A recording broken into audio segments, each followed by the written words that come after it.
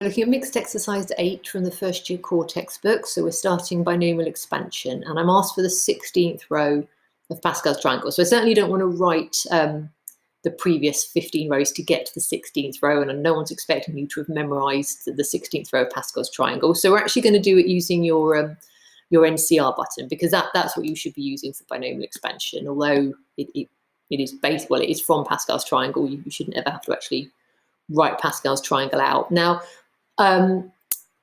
16th row could throw you off a bit, because if I think 16th row, so it's 16 choose 0, 16 choose 1, 16 choose 2, etc. So I need 16 choose 3 and 16 choose 4. If I check those first ones, actually 16 choose 0, well, that does give me 1.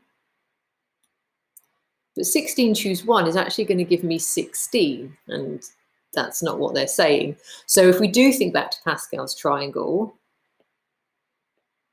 oh, what am I doing? Yeah, that's why I don't like Pascal's triangle, so I get it wrong.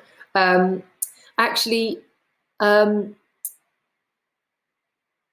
the top row would be just 0 choose 0. Actually, I'm not sure if check what my calculator makes of that.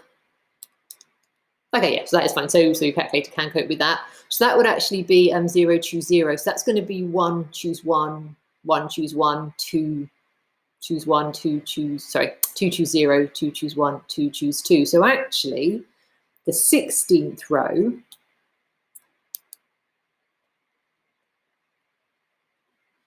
these are all going to be 15s. So obviously, they have helped us out there in telling us that the first 3 numbers should be 1 and then 15, etc., etc. So obviously that's going to be a really easy slip to make, and that's why they've helped us out a little bit. So I'm just going to check 15 choose 2, just on the safe side. So 15 choose 2, 105. Okay, so that's why they haven't just said, you know, find the 16th row. They've been quite nice. If you're not sure I'm getting these values from, apologies, I haven't got the calculator emulator on my computer, but basically you're looking, I mean, hopefully you know where to look, but it's above the division button, and it's your NCR. So let's get those missing ones. So 15 choose 3, it's giving me 455, and 15 choose 4 is giving me 1365. Okay, and then hence find the coefficient of x cubed in that expansion. Okay, so you could go all the way up to the x cubed term if you wanted, but it is going to be a lot quicker if you can just pick out a specific term. So the x cubed term, well, this would be my constant. This would be my constant coefficient.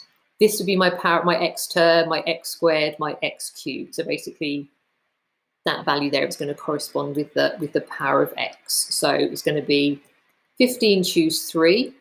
It's going to be 2x to the power of 3, so those brackets are essential. And then it'll be times 1 to the power of 12. So of course, 1 to the power of 12 is just 1, so you may not even bother writing that.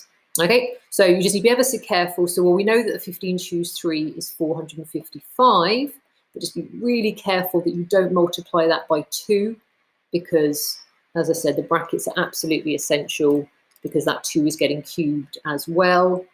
So the term is going to be 3,640 x cubed, but again, be really careful if they ask for the coefficient. Our actual answer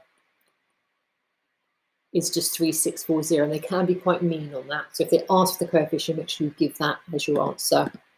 Let's just check those. Did we get the first? Yeah,